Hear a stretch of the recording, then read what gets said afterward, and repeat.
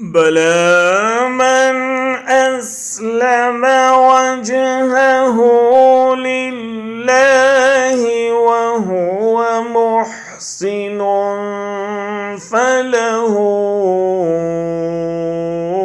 أجره عند ربه ولا خوف عليهم ولا هم يحزنون.